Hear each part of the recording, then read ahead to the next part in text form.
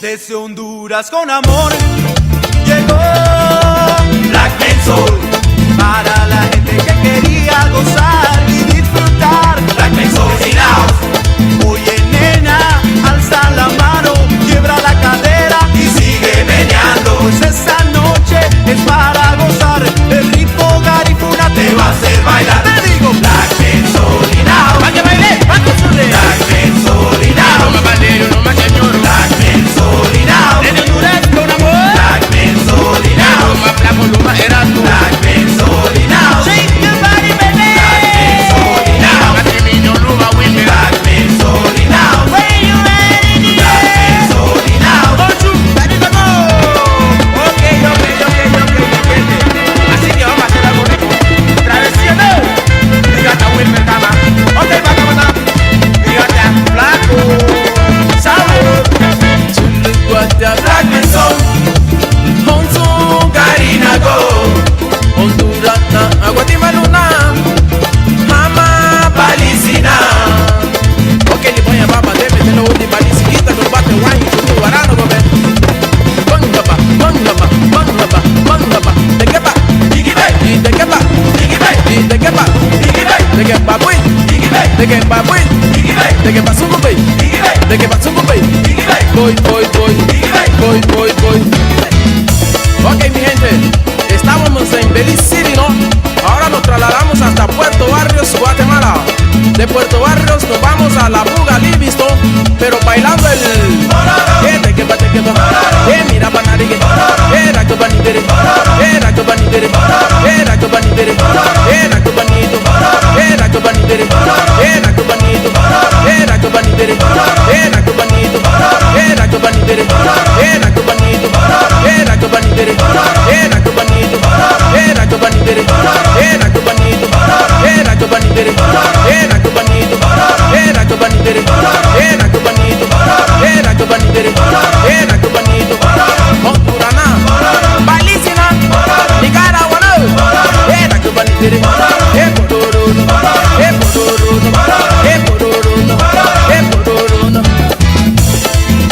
y que motaño sungube, el lugar de Guaguyo. Galite musu kateleli bari baba agamba baba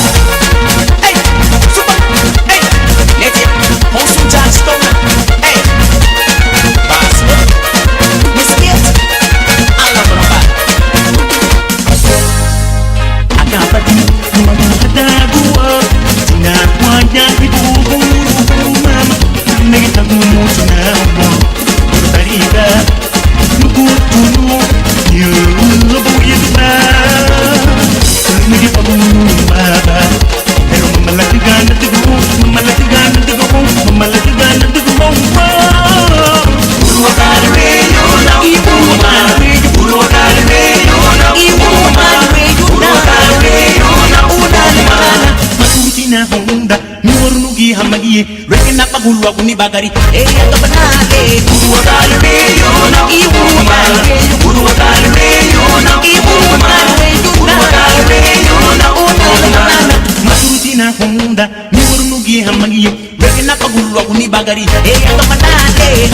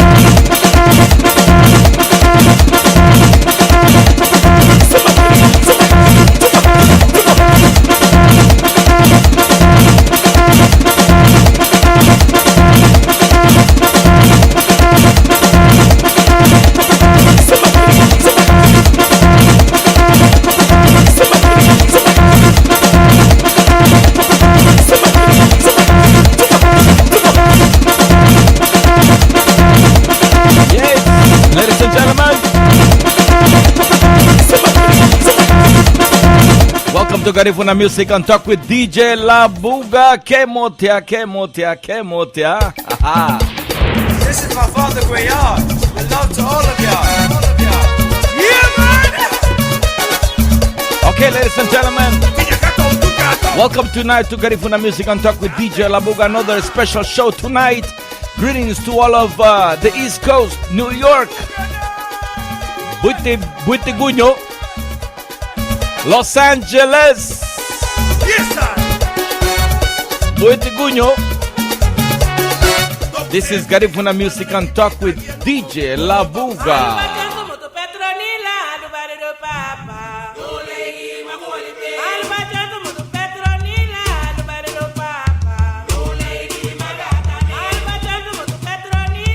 Welcome to Garifuna Music and Talk with DJ Labuga. We present our weekly radio show every Wednesday from 7 p.m. to 9 p.m. We have interviews from Aurelio Martinez to Consigo, Gado Nunez, Gloria Osiris, Lord Agustin. Garifuna Music and Talk with DJ Labuga brings them all to you on our weekly radio show. Listen live on your home computer, smartphone, iPad, and notebook. Every Wednesday, 7 p.m. to 9 p.m. Don't forget to check us out on Facebook through Ronnie Figueroa. Also on TuneIn if you don't have the application downloaded for free. Welcome to Garifuna Music and Talk with DJ Labuga.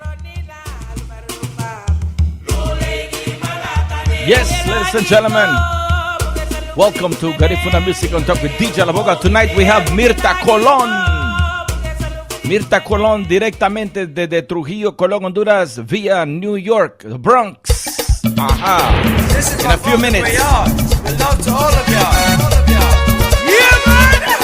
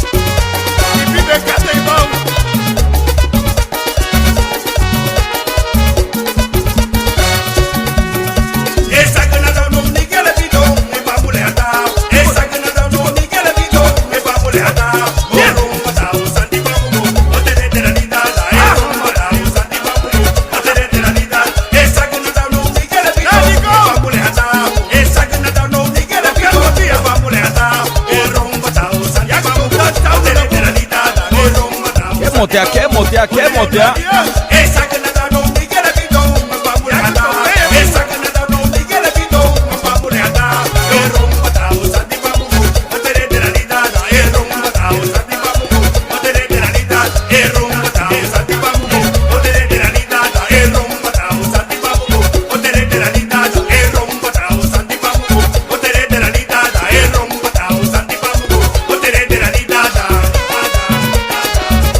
Hey!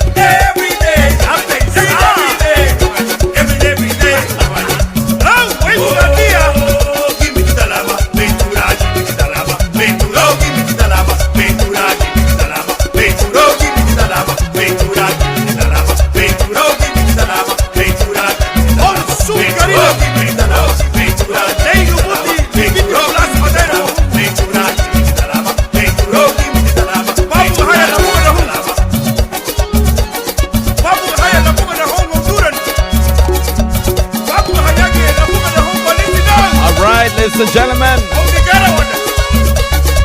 We have a lot to talk about tonight. It's been a wonderful week full of news from St. Vincent and the Grenadines, the issue of making Garifuna honorary citizens of the islands of St. Vincent and the Grenadines, the motherland of the Garifuna, by the newly candidate to the Prime Minister position in St. Vincent coming up in March 2016, the Honorable Arnim Eustace, to the point that the Prime Minister, Mr. Gonsalves, who is not in agreement with making Garifuna people honorary citizens. So it's a big debate going on. So good news for all of you, though. We are going to have the candidate, the leader of the new Democratic Party in St. Vincent, the Honorable Eustace, will be here next Wednesday at 7 p.m. But tonight is all about Mirtha Colon, ladies and gentlemen. Mirtha Colon, who was born in Trujillo from Casa, Honduras, in the Bronx, New York. So we're going to do a radio introduction, and then we're going to come right back with the interview with Miss Mirtha Colon. Quémotea.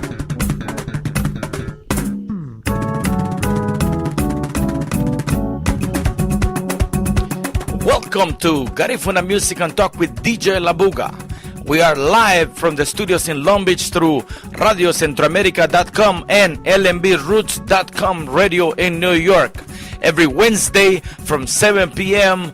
Pacific Standard Time and 10 p.m. Eastern Standard Time. We bring to you the best of recording artists, musicians, producers, and musical directors behind Garifuna Music. So welcome to Garifuna Music and Talk with DJ Labuga, and enjoy my show tonight.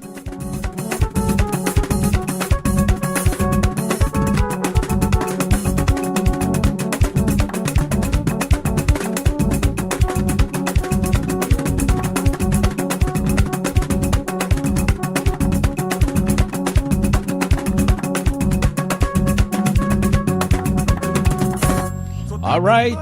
Okay, ladies and gentlemen, we're going to talk about, and we're going to do a brief introduction of who Mirtha Colon is. Mirtha Colon was born in Trujillo, Honduras, and migrated to the United States during the end of the Civil Rights Movement.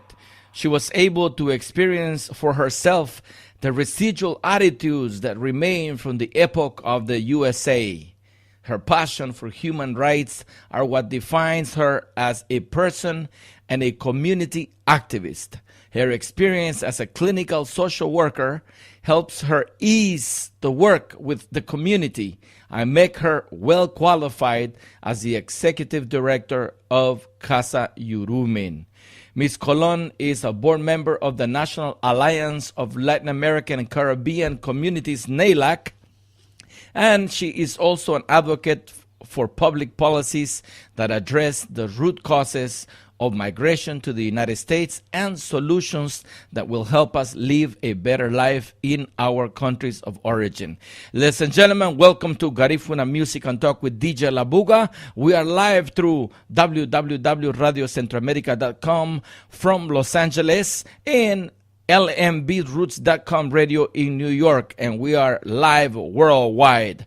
Welcome to our listeners in New York, Los Angeles, Chicago, Houston, Texas, major cities like Miami, Florida. Also in the island of St. Vincent and the Grenadines, we have a lot of followers, people who listen every weekend, every Wednesday from 7 p.m. to 9 p.m. Pacific Standard Time. Good evening, Ms. Mirtha Colon, and welcome to Garifuna Music and Talk with DJ Labuga. Thank you for accepting my invitation to interview tonight. How are you? I'm fine, Ronnie, and thank you. Thank you very much for this opportunity to participate with you and your listener in this program. Thank you so much for giving us the opportunity to talk, to voice out the voice of the Garifuna women through these radio airwaves, and to be able to find out a little bit more about a woman in a leadership role such as yourself. You were born in Trujillo, right? Yes, I was born in Cristales. In Cristales, my goodness, Cristales. that's the land of a lot of good musicians out there, especially Macaco. How's that?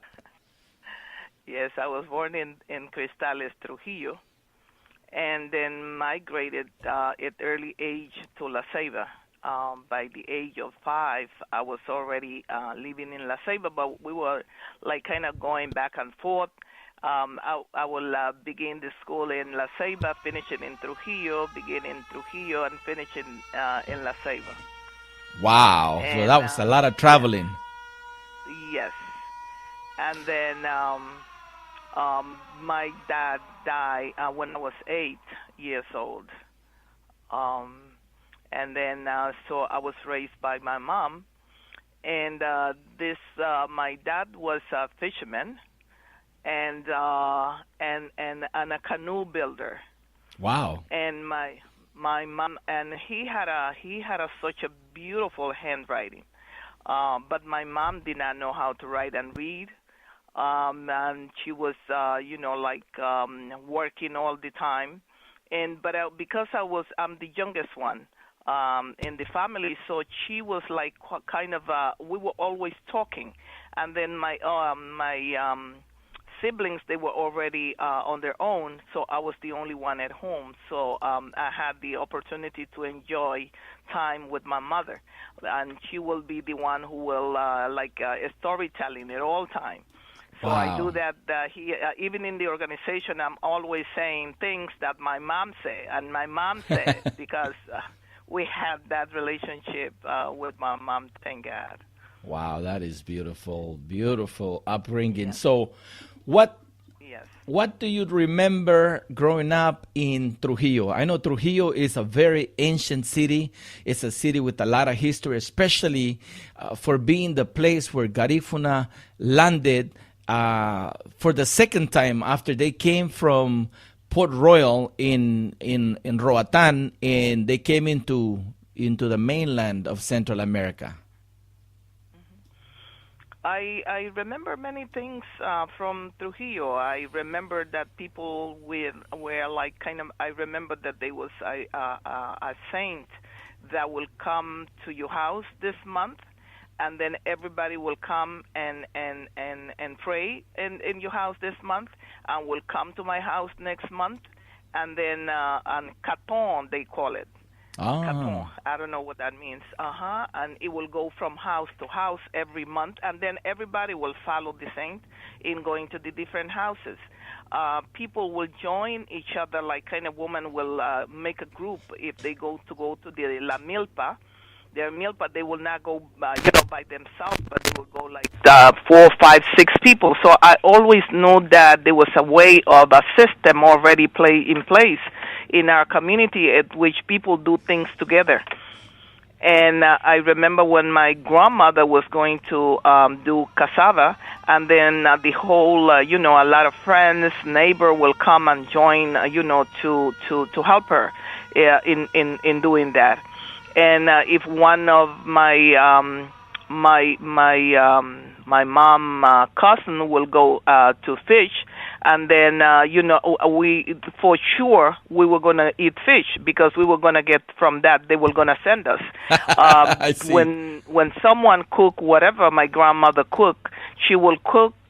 Then after she served whatever who is at home to eat, then she will send a meal food to the neighbors, to her sister, to her cousin, to everybody. So that was a way of that they I guess that they didn't. Sometimes I feel that they don't need no money, Right. because It's a they will communal share way. whatever they have. They will share whatever they have. Yes, the Garifuna way, communal way. You have Yes, something, yes. I'll give you sugar, you give me beans, and things like that. Yes, That is beautiful. yes, I love yes. that. Yes, and I grow up in that way. And in reference to La Ceiba, I remember my mother being called one day from my school, and my mother went in the evening to that meeting. when she came back, my sister asked her, my older sister, what did they say in the meeting? So she was saying, that I was having problem learning Spanish. Wow. So therefore, and I was having problem writing it and reading it, understanding. I was having a lot of problems. So therefore, they have to, come up and see if they could talk Spanish at home so that I learn more Spanish. And then my mother was saying, I don't speak Spanish myself, so I don't know how Mirtha is going to do, but here we're going to continue talking in Garifuna. Wow. And I guess that played an important piece of me of being able to, up to date, being able, to speak Garifuna. Because I remember also many of my friends in La Ceiba, they didn't speak Garifuna. And it was because of the same issue that at the school they were not performing well. So therefore, the parents were told not to speak Garifuna to them. Wow, that is amazing. So your first language, Garifuna, not until you started going to school in the Spanish schools in La Ceiba, that's where you had to really get down with the Spanish language to try to compete with the majority. Yes, in Trujillo too, because when you go to school, it's not a Garifuna. That even if the teacher is Garifuna, they will teach you in Spanish. Exactly. Because there were no way of learning in Garifuna, and the teacher will not even say anything in Garifuna, not a word in Garifuna. Everything has to be in Spanish. Wow. But then because at home, I guess that everything at home was in Garifuna, so when I go to school, so I was having problem. I remember that my diploma from sixth grade, there is a comment, there is a area in the diploma that it says a comment from the teacher. So in the comment says that this child is good, for farming. Wow. That's my sixth grade. So I never thought that I was going to enter a graduate school because I thought that I was going to be farming, and surprisingly, we were not farming in La Ceiba. We were living in La Ceiba, but I guess that my situation was so bad that in terms of learning, that was the comment of my teacher. So, in other words, the teacher said that you were not material for teaching, for being a good student, that you belong in the farm, and therefore you were not smart enough to go to school. And look at you right now with a master's degree, with being in the leadership of Casa Yurume. My goodness, you have accomplished so much. So congratulations to you, Miss Mirtha Colon. That deserves an applause for you. That was nice. Amazing stories. Thank you for that. That is great. So, do you travel to Trujillo today, in this day and age? Do you go often back to see the community, the people, the place where you were born and raised? For the past, I don't recall right now how many years, but I think from the beginning of the 1990s, we became. I was working in a clinic, a medical clinic here in the Bronx, and then we. Find that there were some Garifuna people coming infected with HIV/AIDS. Wow. It was then when we built, Hondurans Against AIDS. Now, these people came from Honduras, infected already, or they were infected in New York? They were infected in New York. They were infected in New York. They were not coming from Honduras, but here in New York, they were already infected. Oh my God. But then I don't.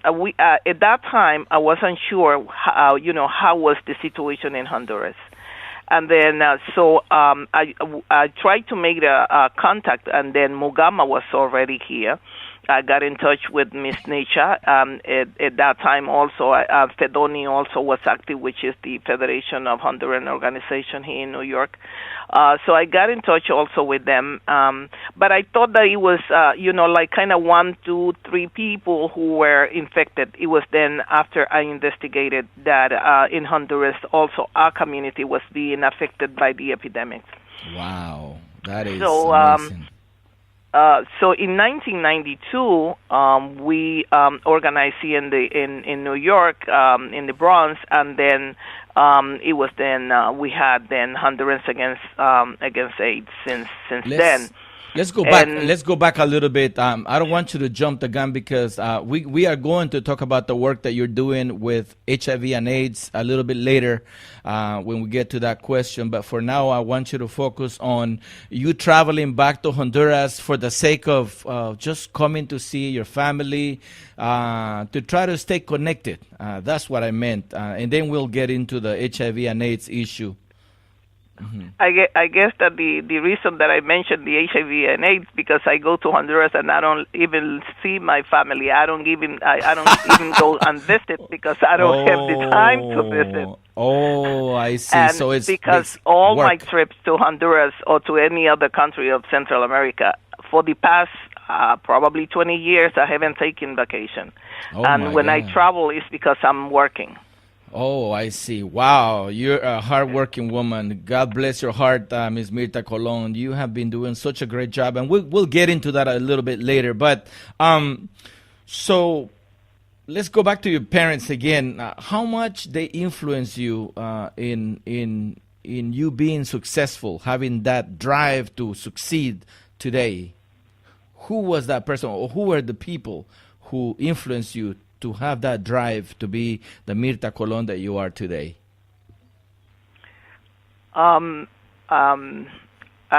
guess that all of them. I guess that all of them.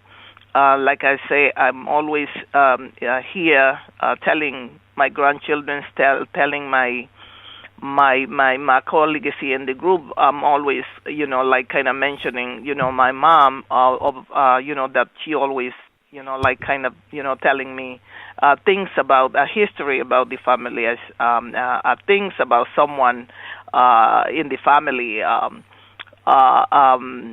My sister, also my older sister. I also grew up with my older sister in her house with her children. I'm only a year older than my older daughter. So my mom was a very, very, very humble person. I never saw my mom raising her voice to no one. And if someone comes with things with my mom, she will just walk away. Wow. But I never saw her. I never saw her fighting verbally. I never, physically. I never saw my mom. And my father too. I remember because my father is from Santa Fe. My mom is from Trujillo, but my father is from Santa Fe. So I always go to visit. I was always in Santa Fe with my aunts, with my father, my aunts. How far is Santa Fe from Trujillo? About 30 minutes? During that time, walking, it was like about hour and a half to 2 hours. Nowadays, it's only 10, 15 minutes in a car driving. Oh, I see. Wow, that's close. Mm-hmm. Yes, it's very close now. It's very close. Now let's go back. Go ahead. If you haven't finished, go ahead. No, go ahead. Okay. My next question is bringing you back to the time when you are getting ready to travel from Honduras to the United States. Tell us about your struggles from the moment you decided to leave Honduras to come to the United States and trying to adapt to this new society in America. I guess that one of the things, the biggest challenge was to learn a third language. I think that beginning by there. The other thing is that going back to my childhood, it was that my sister was the one who brought me here to the U.S. And then, but before coming to the U.S., I was when I finished my 6th grade of schooling, I wanted to attend college, and I was telling my mom that I was going to be a bilingual secretary, and that I was not saying that I was going to come to the U.S., but I was saying that I was going to go to Belize and learn English. Wow. Wow. That is amazing. That is amazing. Ladies and gentlemen, we are live on Garifuna Music and Talk with DJ Labuga.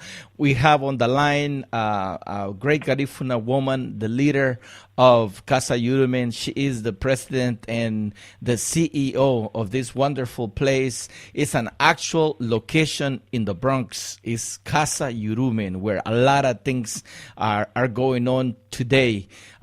To not only empower Garinagu, but also in the cultural aspect, many things happen. So we're going to get into that a little bit later, but I just wanted to mention that you are listening to www.radiocentroamerica.com in Los Angeles and www.lmbroots.com radio in New York. And this is DJ Labuga, Ronnie Figueroa, directly from the studios in Long Beach, California, through the wonderful magic of the internet. And I want to thank our guest, Ms. Mirtha Colon, who is here tonight giving us a little bit of her time so we could learn more about the wonderful work that she's been doing in the community. So welcome back again, Mirtha.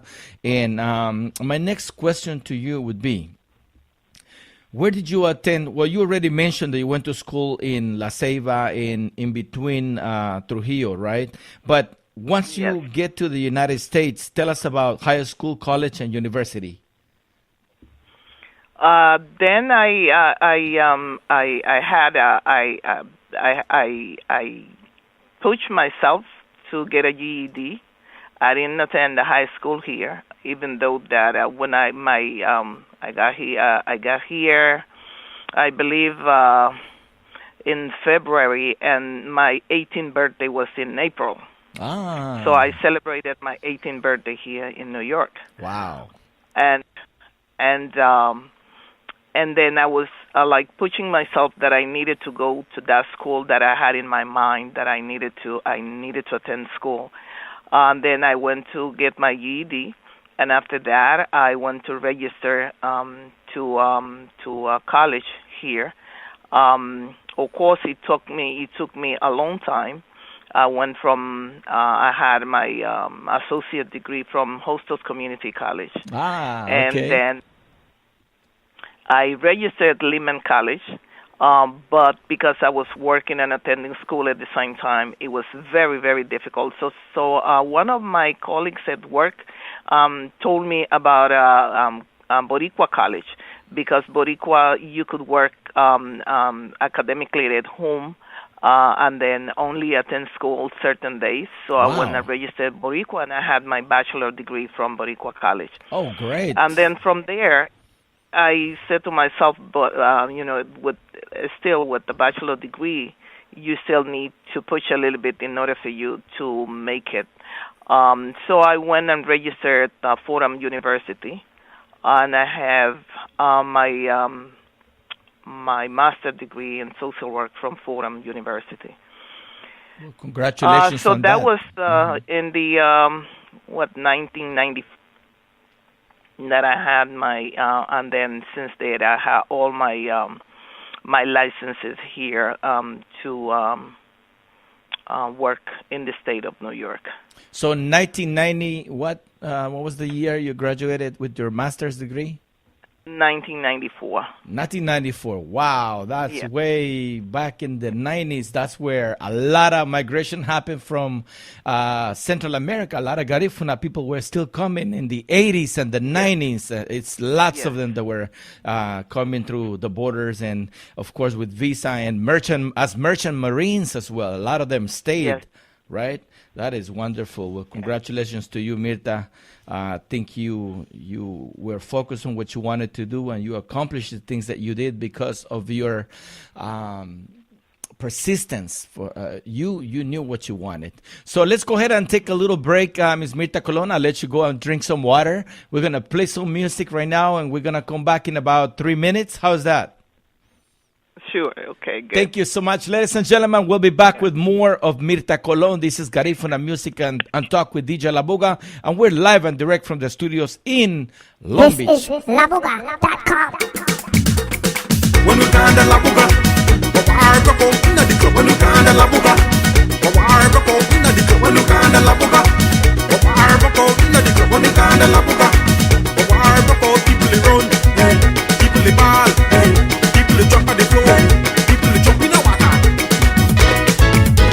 Do it Labuga, do it Labuga, do it Labuga, do it Labuga, do it Labuga, do it Labuga, do it Labuga, do it Labuga, do it Labuga, do it Labuga, do it Labuga, do it Labuga, do it Labuga, Sakata digidede, brrsa digidede, Sakata digidede, brrsa digidede, Sakata digidede, brrsa digidede, Sakata digidede, brrsa digidede.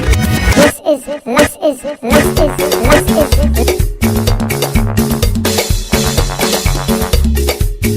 Yes, ladies and gentlemen, this is Garifuna Music and Talk with DJ Labuga. We have Mirtha Colon tonight. ¿Qué motea?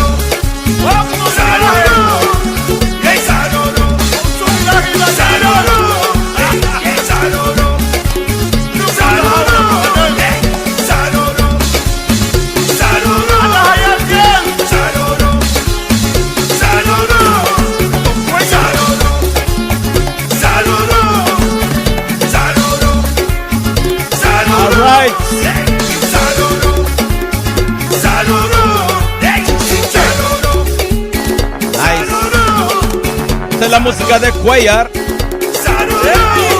¿Qué motea?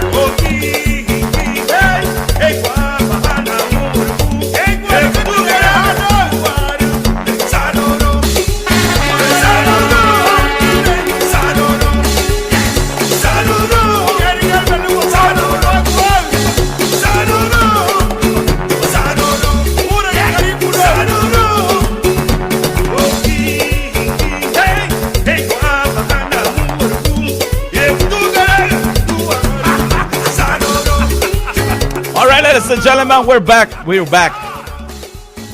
This is Garifuna Music and Talk with DJ Labuga. We're live and direct from the studios in Long Beach, and we have on the line Miss Mirtha Colon, who is all the way in the Bronx, New York, and who is the woman behind Casa Yurumen.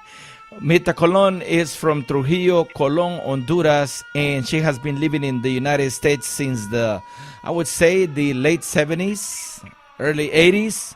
And we're going to continue to talk with Mirtha Colon, but I wanted to remind all of our listeners that next week we will have the Honorable Armin Eustace from the New Democratic Party.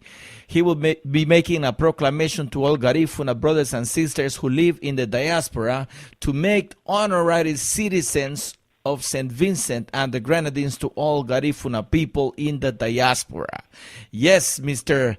Eustace is the leader of the opposition in St. Vincent and the Grenadines and the president of the New Democratic Party. He will be here next Wednesday, June 10th, 7 p.m. with an open mic for all of us to ask questions about this new proclamation that if he wins the elections in March 2016, he will make all Garifuna honorary citizens of Yurumen. Welcome back, Miss Mirtha Colon. How are we doing?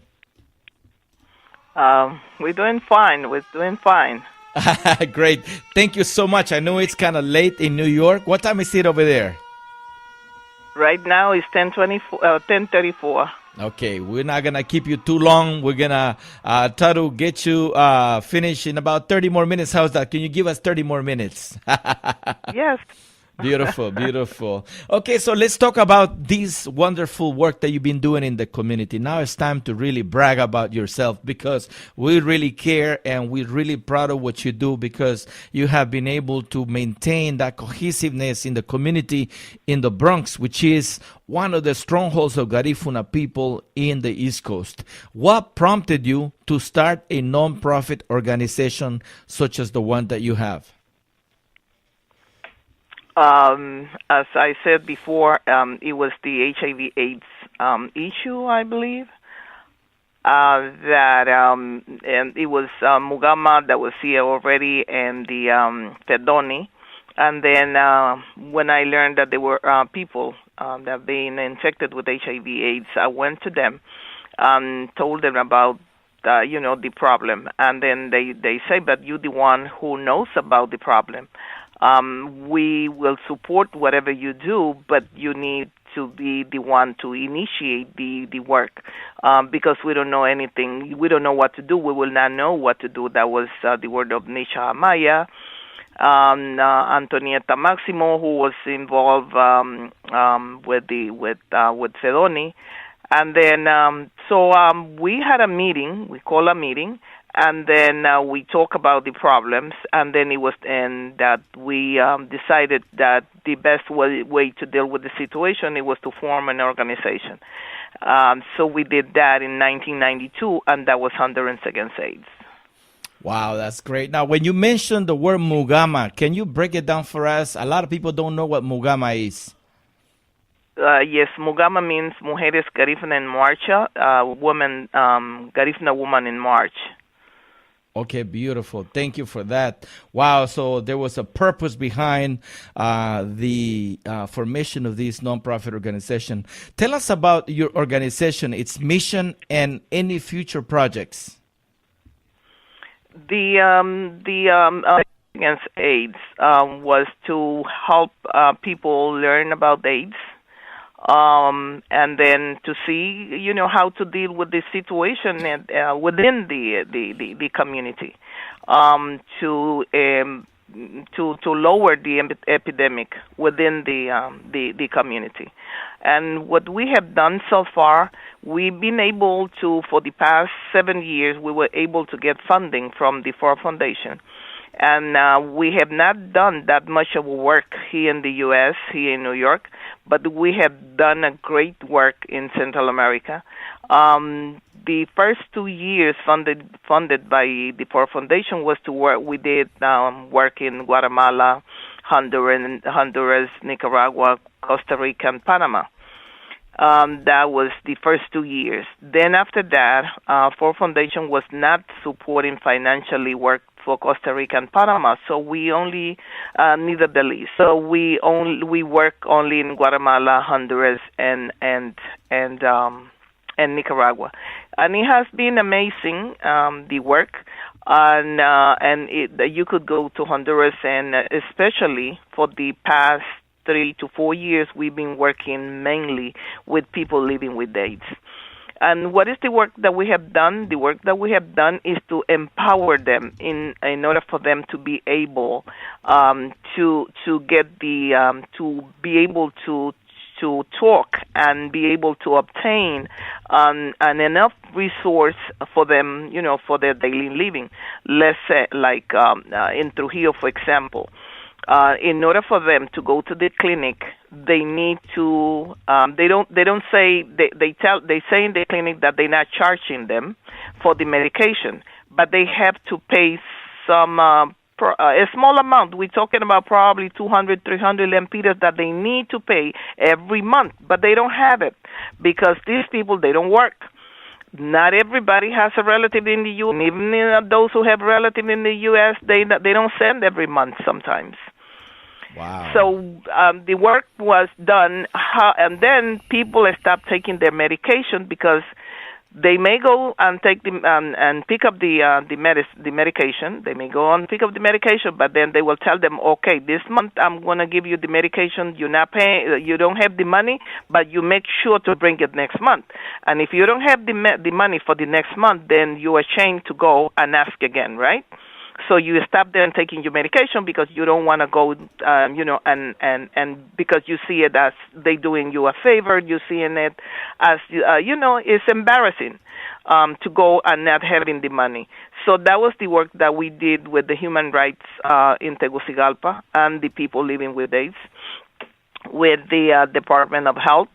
And then last year that they banned that charge, the money. They took it off, and they were not charging stuff. So that was one of the things that I think the organization accomplished in Honduras.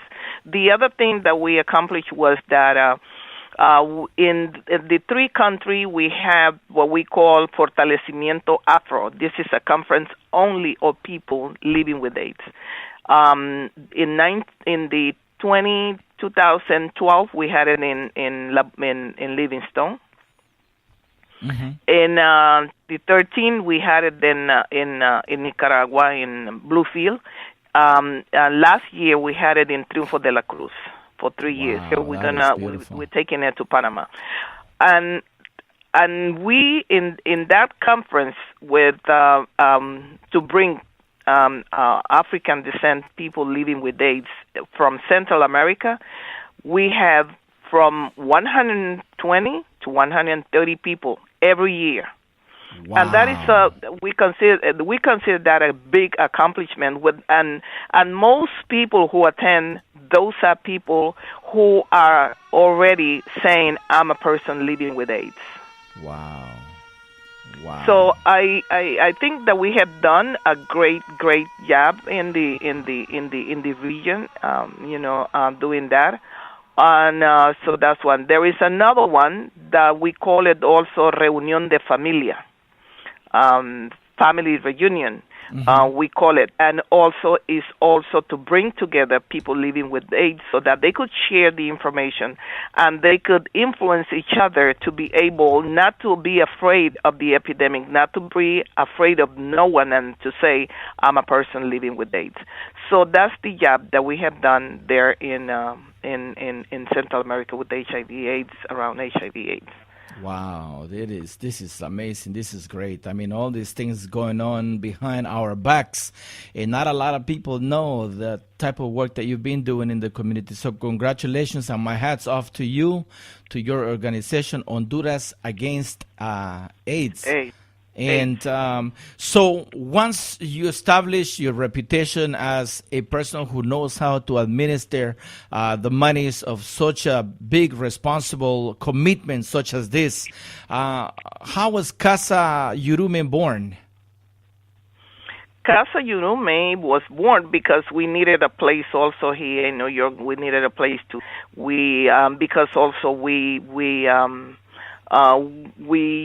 also work a lot here with around the community. We work a lot around the community. We have many organizations that we work with. That's why for the past, let's say, like this was the 9th year for the Miss Garifuna, which is training the young girls to know about, to learn about the language, about the culture, the history, and about who is Garifuna, what is Garifuna.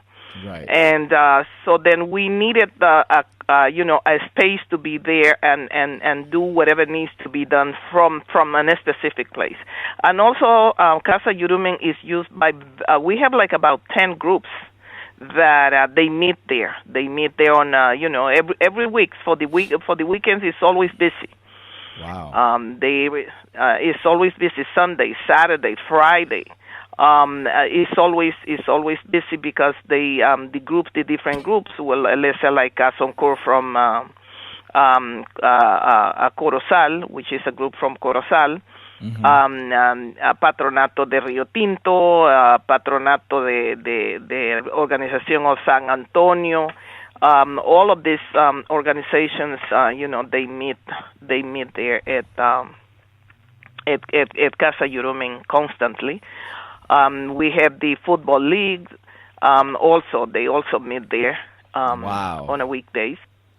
So it's needed. It's needed. But I would like to see a better place to stay than what we have right now. But I guess that we will get it someday.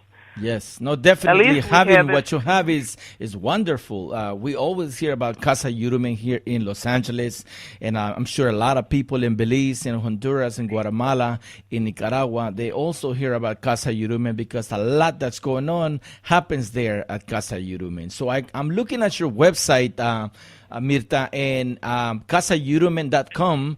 If you go and visit there, you're going to see that they offer art classes, Garifuna language classes, organizing the Miss Garifuna pageant in New York City every year, and also, like you said, many organizations which are Garifuna come together and they have their meetings there. They have their fundraiser, food sale, HIV and AIDS prevention classes, stress management workshops, mentoring programs, citizenship preparedness program. That means to take classes to be prepared so you could pass your citizenship exam, right? Yes. Wow, that is wonderful. This is a lot going on. And how do you pay for such a building, being that New York real estate is so expensive? Do you rent a place? Do you get it from the city pro bono? Or how is that? I mean, if you care to share with us. No, I'm glad to share because we don't get no bonus from the city. We don't have no support. What we do is to cook and sell food very often. We do fundraising often. We do, and those groups that meet there, they give us a donation. Okay. And that's how we get a monthly to pay for $2,000 for rent. Wow, that is amazing. That is great. Well, congratulations to the Garifuna community. And that's why we hear so many comments, not only coming from other people who are not Garifuna. They say, well, Garifuna people are so organized. And this is one way of showing that indeed Garifuna people are well organized, even though it's not 100% the way you would like it to be. But then things are happening. Things are going. Things are moving. Yes. Yes, yes, I believe so too. Excellent. I believe so. Now, you have worked closely with several Garifuna organizations and non-Garifuna organizations in New York. Can you tell us a little bit about some of the organizations that are not Garifuna that you collaborate with? We are part of we are part of the National Alliance of Latin American and Caribbean Community, which is NALAC, where the focus is for immigration reform. And so we were we were part of the funding of the organization. We are member funding funders of the organization. Oh, okay. Yeah. Now, this organization is nationwide, right? It's a nationwide here in U.S. The main office is in Chicago.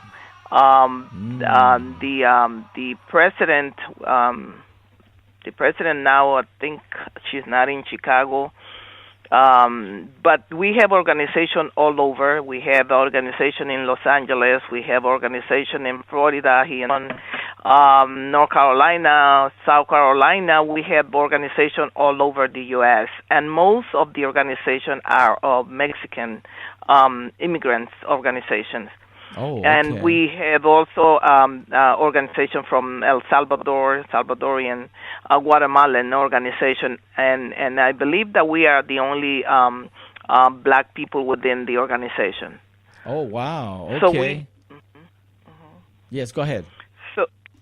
So we do work with other communities, and we have been very closely working with NALAC. And because NALAC also has a transnational piece of the work, it's not only here in the U.S., but also we visit some of the Latin American countries, especially right now with the crisis of the children. We have been to Honduras, to Guatemala, as well to El Salvador about, with the issue.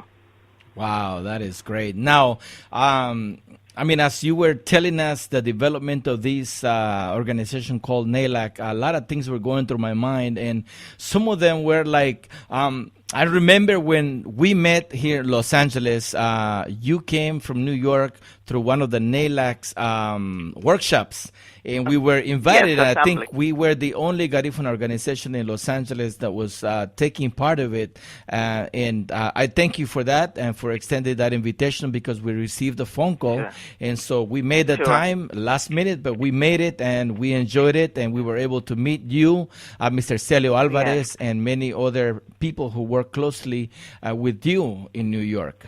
Yes.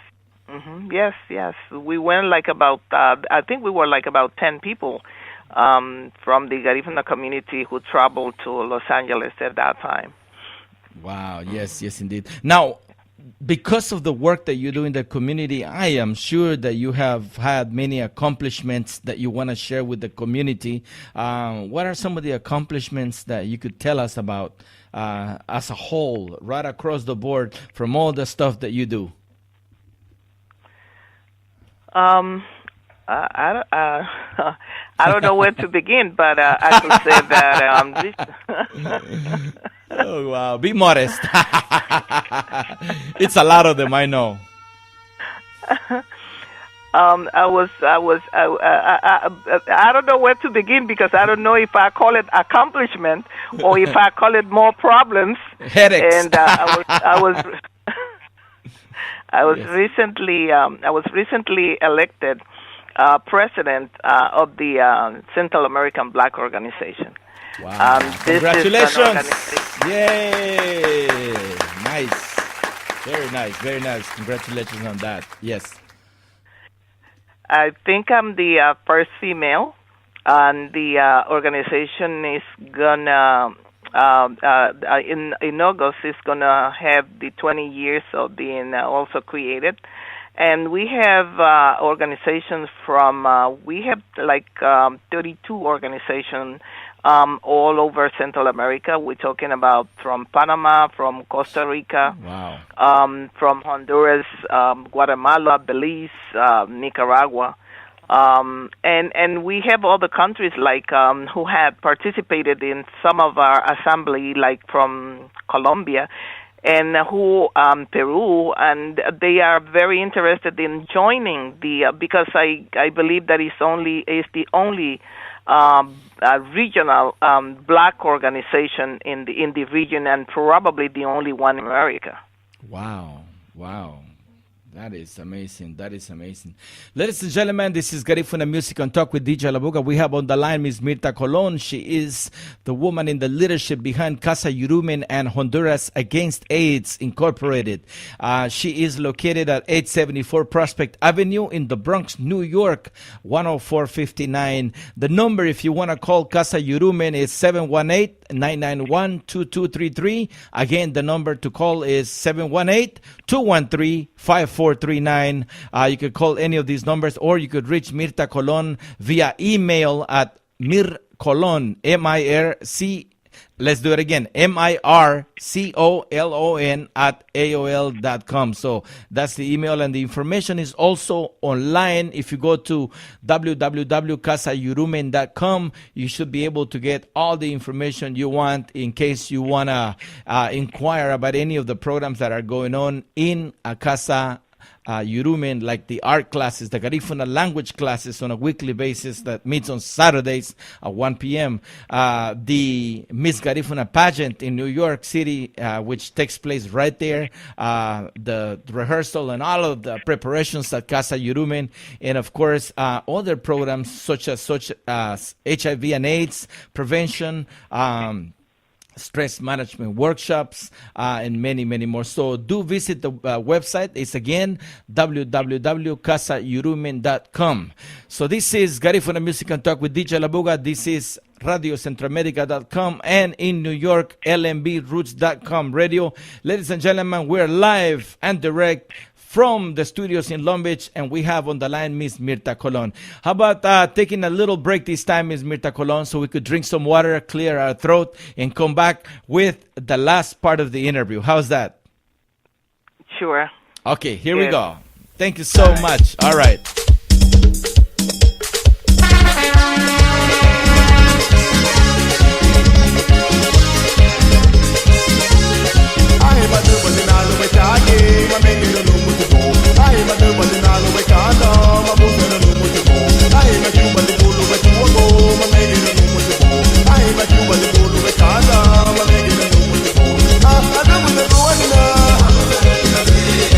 I'm a man, you do it.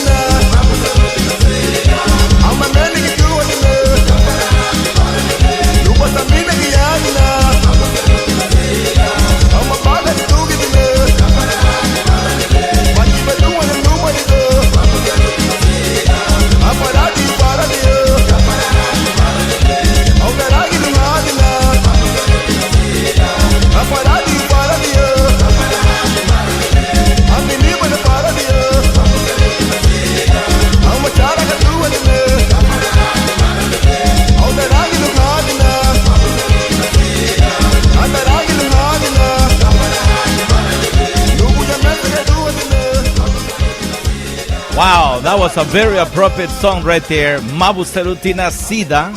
I don't want AIDS. Welcome back, Miss Mirtha Colon. I thought it was appropriate for me to play that song from Cesar Rojas from Labuga, Livingston. What do you think? That was great. That was great. That was great. I guess we could help you a little bit, at least with one song, right? To spread the message. Yes. Now, let's see. Where do you see Honduras and Central America as far as healthcare, but specifically in the HIV and AIDS epidemic? I believe that it was this year, sometime probably the beginning of the year, that that the United Nations asked for help, for more help on HIV/AIDS, for more help for Honduras. So that is telling us that the problems continues, and Yes. probably because there was a point at which Honduras was saying that they had it under control. However, I really don't know what was the situation, but it seems like the problems continues. So we need the support, especially in the northern coast with our people. We need to continue working with them. It's not only to educate people, because during our work there, I feel like people already know about AIDS. But the problem is those who are already living with AIDS, what to do. The discrimination is not only in Honduras, it's not only towards our community, but it's worse towards our community. But it's discrimination against AIDS. It's a nationwide. It's a worldwide problem. Right. So you could imagine our community living with AIDS. So our people, there, I think they're doing a tremendous work. We have a very strong group, especially in Honduras. The one in Guatemala is a very strong group as well, under the leadership of Miss Ingrid Gamboa. But the one in Honduras is is like kind of also strong, and there are a lot of people involved. I think in last year we lost like about 30 people. Wow. In 6 months. Wow. So the thing was, how, why these people are what's happening. That was the question, what's happening. So we also took that concern to the Minister of Health of Honduras, and then we later on, as they investigate, and to the Human Rights Commissioner as well, and later on as we pressure, we were told that there were no medication for people living with AIDS coming to the hospital. So we were also able to help with that in terms of, putting the necessary pressure. And also we, in one of our conferences there in Trujillo, the mayor of Trujillo came and offered to put like a funding aside for emergency, only for people living with AIDS, some kind of funding. So that was another accomplishment also that we had. In helping the people from Trujillo. But they need more work. They need more resources to fight all of the the nonsense that is against AIDS. So we really need to continue supporting them. Yes, no, definitely magnificent job that you have been doing with the little resources that you have. I think you have accomplished a lot, and there is a lot more work to do. Now, there is a lot of rumors going around, and this is not new. This has always been the talk in the community, that a lot of Garifuna who go back to their communities on vacation during Easter, during holidays, during any reason to visit their communities, that they are the ones who infect the people back home because they are promiscuous, blah, blah, blah. They don't use condoms, protection, whatever. Tell us, is that a myth or is that a fact? I think that's a myth.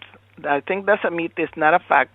And remember that HIV in Honduras is HIV in Central America. Honduras has 75% of HIV in Central America.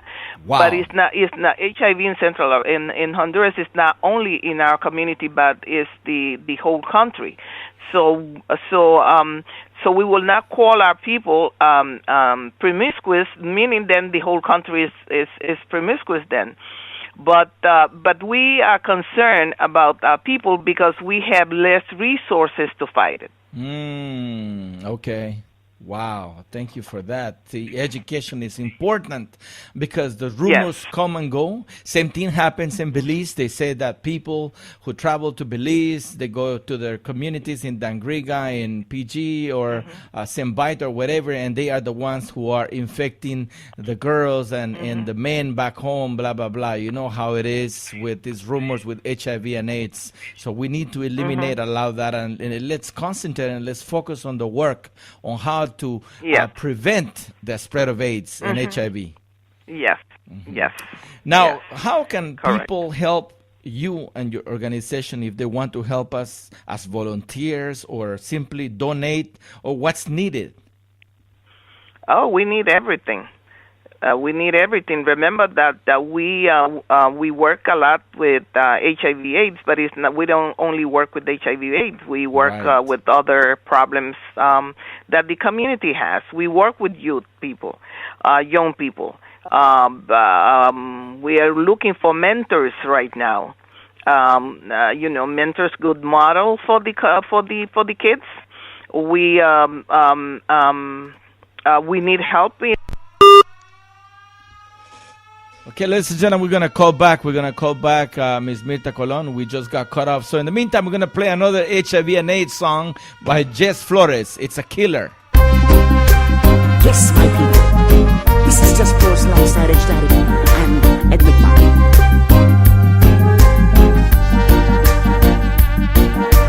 HIV and AIDS is a killer. The human race needs protection.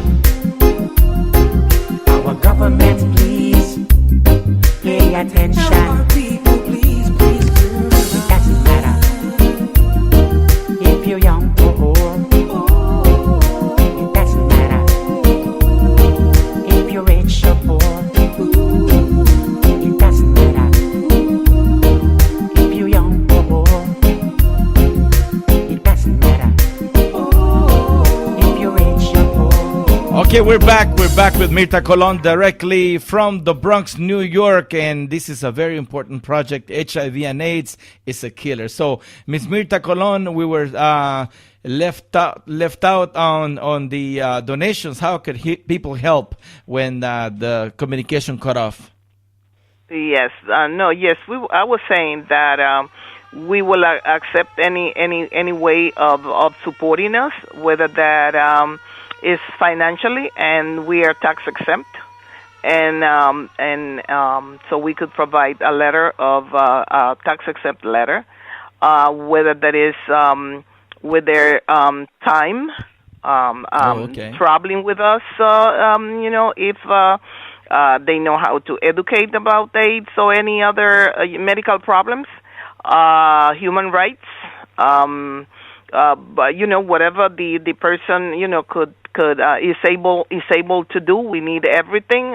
Working with youths, whether that come to New York or go to Central America with us to do any presentation, with anything that could people could we've been supporting the new the women and children who arrived lately from Honduras and Central America. So anything, we will take anything that people are able to do. If it's donations, if it's money, go to the website. How to do it? If it's money, they could send a check, money order to Hondurans Against AIDS, and address is 324 East 151st Street, Bronx, New York, 10451. Okay, one more time, so people could actually write it down, please. Yes, it's Hondurans Against AIDS. Should be the money order or check, personal check or money order, to Hondurans Against AIDS, written to Hondurans Against AIDS, and the address to send it is 324 East 151st, 151 Street, Bronx, New York, 10451. Okay, ladies and gentlemen, there you have it for your donations. Don't forget to help. This is an important cause. Also want to say hello to Jerry Castro, who says Miss Mirtha Colon is an iconic figure whose efforts helped pave the way for people like myself. Wow, that is great. You have inspired a lot of young people, Miss Mirtha Colon, with the work that you've been doing in the community. Thank you, Ronnie. Thank you. Okay, so when will you retire, and who do you see running this organization when you retire? We have kind of start training people to take over once we're not able to do it, and I think there are a few of them who already will be able to take over once we're not there. However, I don't know when I'm going to retire. You're a hardworking woman. Hello. Wow. Wow. And I may, what the day that I can walk or talk, then I have no choice. You're a tough cookie. Wow. So what's going to happen to the beautiful house by the beach in Cristales? So you're not going back to retire? I never thought, like going back home, and I've been like struggling with that, going back, like let's say to Honduras and retire. I think it's more, I don't know. Hello? Yes. Okay. Okay. I don't know if it's I won't call it challenge what's going on in Honduras right now. But I think living in the state and working in Honduras is better than living in Honduras only. I see. Well, some people such as Mr. Melesio Gonzalez, who was a social worker here in Los Angeles, retired and he moved back to Honduras. He's living in Trujillo, I believe, and he's doing good. He comes maybe once a year, maybe twice a year, and he goes back, and he's doing a wonderful work in the community with people who drink alcohol and do drugs, and of course working in the church. So I think he's well adapted to his retirement in Honduras. Yes. Okay, that's good, because I don't think if I'm going to be able to do it, because I have severe problem with the way our government treat our people. No, that's true. That is true. So that's what I'm saying, that I'm going to have difficulties in terms of just right here, because I'm not there all every time. Like kind of I go and do the work with them and then come back. But if I'm going to be there, seeing their suffering and not being able to talk about it, not being able to do anything about it, only working only with them, and there is someone or other people who are responsible also for them, because they are citizens also of that country.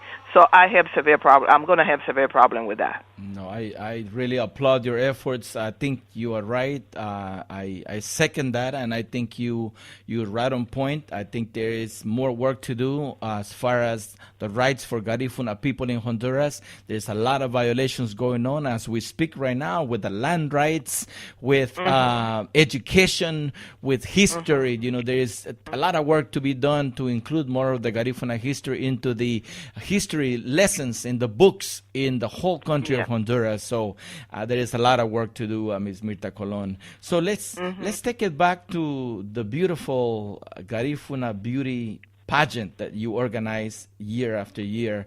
Your organization is in charge of it, and can you give us an update? It's a very popular event. So who won this year? This year was won by a young girl from San Juan. Young girl from San Juan. The second one was a young girl from and this one she was born in San Juan because we have mixed other born here, another born in Honduras. We had two participation from Guatemala. Wow, that's amazing. Last year, the one who won was from Belize. And we had this year two participation from Guatemala. But I have such a respect for these young girls because you could see them in the beginning. They don't know Garifuna. They're struggling to learn the language. And at the end, you could see them singing in Garifuna, talking in Garifuna. It's amazing. Wow. And we don't call it the beauty pageant because it's not a beauty pageant. It's not about beauty. It's about how much you learn about your community. Wow. And so it's Miss Garifuna. Yes. How much you could learn about your community, how much effort you do. And we also, during that time, we try to talk to their parents to also teach them at home because that's why we're losing our culture because we're not teaching our kids who is Garifuna at home. We're not talking about Garifuna, about being Garifuna at home. Yes, very okay, important. We're not neither the language, neither the culture. Probably the culture, here and then, the food here and then, but it's not something that is constant. I was telling you in the beginning when my mom was called from the school not to speak Garifuna at home. And and many of the parents during that time they established talking to their Garifuna at home to their kids because it was not only me, it was a lot of them. Of course, I continue probably with my learning problem, but my mom said no. I'm sorry, but I have to, and that was the only way for me to up to date. To be able to speak Garifuna. Yes, no, indeed. Congratulations. Well, I want to say congratulations to the young, beautiful women who participated in this year's Miss Garifuna 2015. And a big applause to the winner from San Juan, Durugubuti Bebe, right? Yes. Okay, congratulations again. Durugubut. There you go. Okay, so congratulations. And any final thoughts, Ms. Mirtha Colon? You were recently elected, you said, as president of the Central Black Organization. And any final thoughts before we let you go? Yes, only that we are struggling to, again, working with the Central American Black Organization. And we hope that by the end of this year, by the beginning of next year, we already, we may have, a step bringing the organization again to where it needs to be. Making sure that most of the organization in the different countries, they doing what they need to do for their country, for their community in each one of their countries.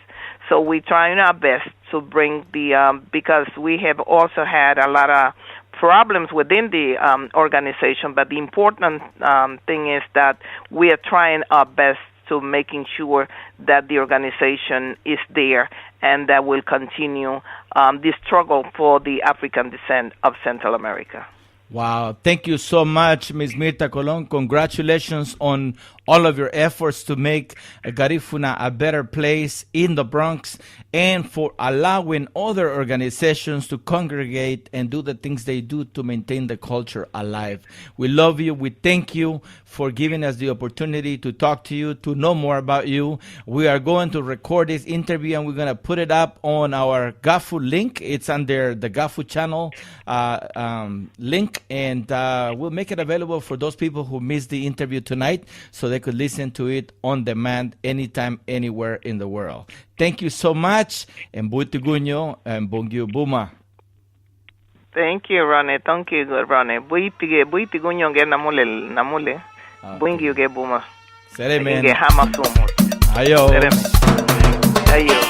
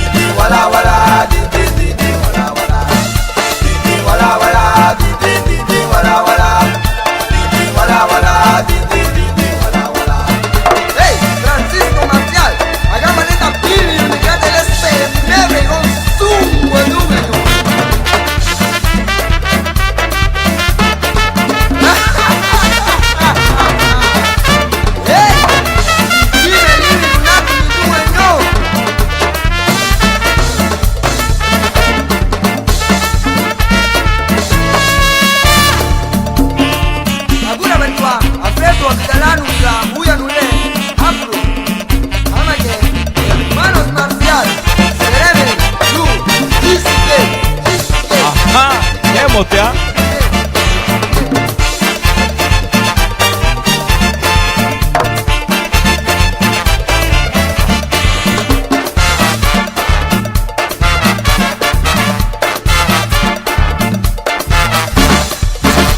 Yes, ladies and gentlemen, don't forget the Garifuna Music and Talk with DJ Labuga will present next week the Honorable Arnhem Eustace from the New Democratic Party. He will be making a proclamation to all Garifuna brothers and sisters who live in the diaspora to make the Garifuna honorary citizens of St. Vincent and the Grenadines.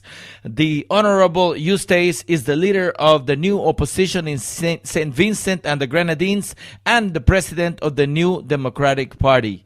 An economist by trade, he has a wide experience in supporting economic development as director of projects at the Caribbean Development Bank, where he worked for 16 years before entering active politics. Eustace is a former Prime Minister of St. Vincent and the Grenadines, and he is committed to improving the quality of the lives of Vincentians. Listen to him and his address next week, Wednesday, June 10th. And the Garifuna community worldwide is being asked to please tune in next week as he makes the proclamation. If he wins the elections in March 2016, you will be made honorary citizens of St. Vincent and the Grenadines. So tune in next Wednesday, June 10th, 2015, 7 p.m. Pacific Standard Time, 10 p.m. Eastern Standard Time, right here on lnbroots.com and radiocentroamerica.com. Don't forget to check us out on Facebook and the Ronnie Figueroa. ¿Qué motea?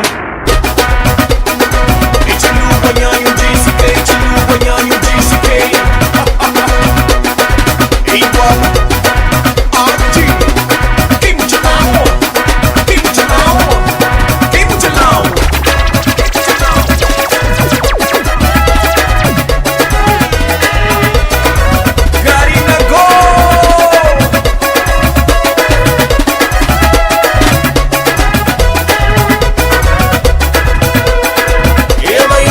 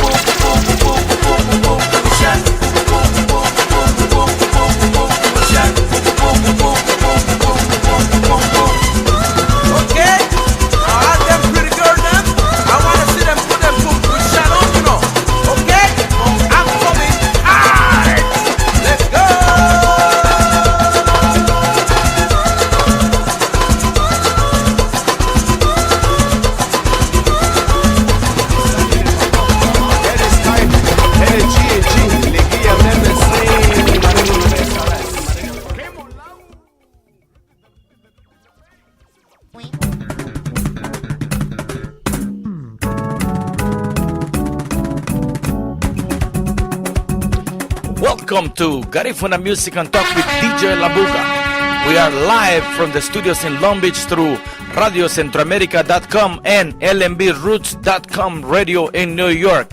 Every Wednesday from 7 p.m. Pacific Standard Time and 10 p.m. Eastern Standard Time.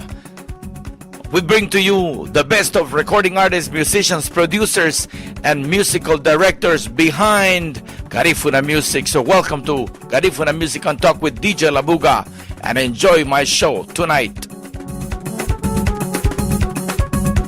Ladies and gentlemen, next week, don't forget Garifuna Music and Talk with DJ Labuga will have the Honorable Arhem Eustace from the New Democratic Party in St. Vincent. He will be making a proclamation to all Garifuna brothers and sisters who live in the diaspora. If he wins the elections in 2016 in the month of March, he will make the Garinagu honorary citizens of St. Vincent and the Grenadines. So don't miss the interview, 7 p.m. Pacific Standard Time next week, right here on Radio Centro America and lmbroots.com radio. ¿Qué motia?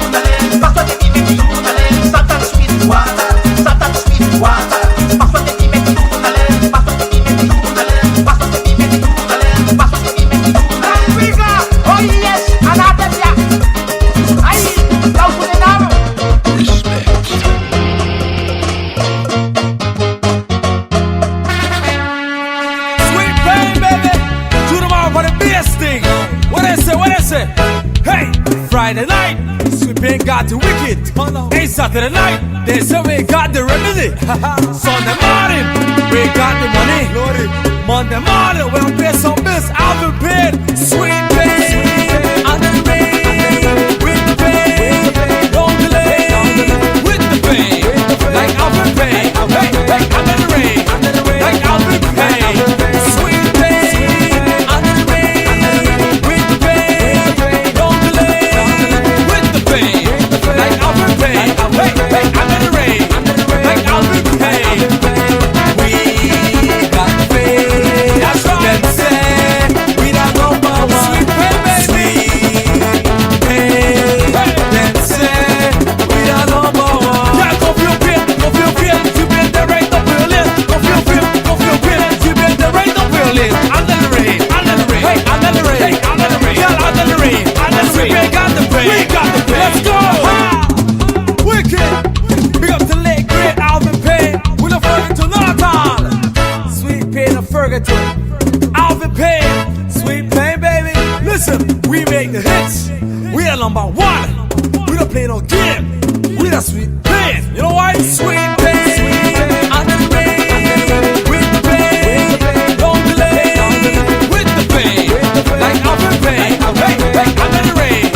Like Alvin Payne. Sweet pain. Under the rain. With the pain. Don't delay. With the pain. Like Alvin Payne. Hey, hey, under the rain. Like Alvin Payne. We don't want to wait. Hey, we want to joy, joy, joy, joy. We don't want to wait. We want to joy, joy, joy, joy. We don't want to wait. Hey, we want to joy, joy, joy, joy. We don't want to wait. Alvin Payne. Can't go feel pain. Go feel pain. You been the right of Berlin. Go feel pain. Go feel pain. You been the right of Berlin. Under the rain. Under the rain. Hey, under the rain. Hey, under the rain. Yeah, under the rain. Under the rain. We got the pain. We got the pain. Let's go. We got the pain. That's right. Then say we don't know about sweet pain, baby. Pain. Then say we don't know about. Yeah, go feel pain. Go feel pain. You been the right of Berlin. Go feel pain. Go feel pain. You been the right of Berlin. Under the rain. Under the rain. Hey, under the rain. Hey, under the rain. Yeah, under the rain. Under the rain. We got the pain. We got the pain. Let's go.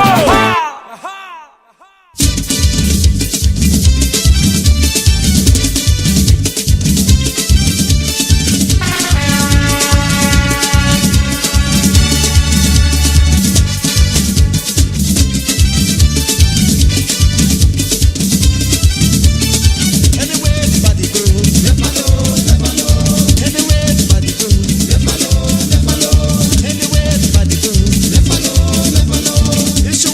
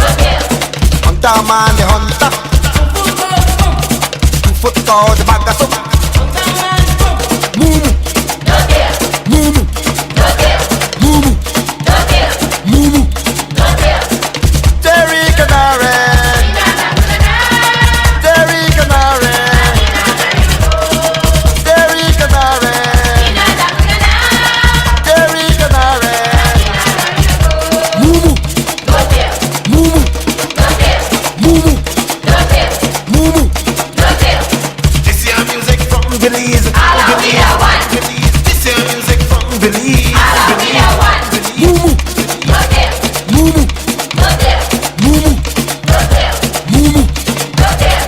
Boy, boy, watch yourself. Gal, gal, man yourself. Boy, boy, watch yourself. Boy, boy, watch yourself.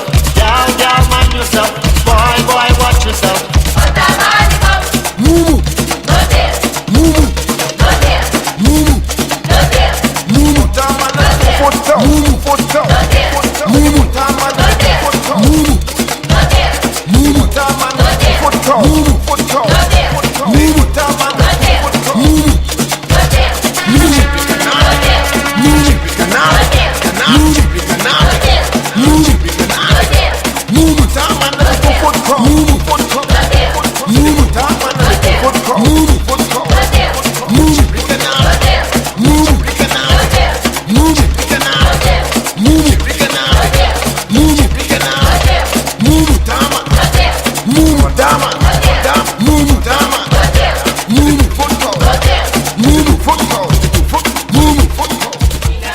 GAHFU presentó Garifuna Music and Talk with DJ Labuga.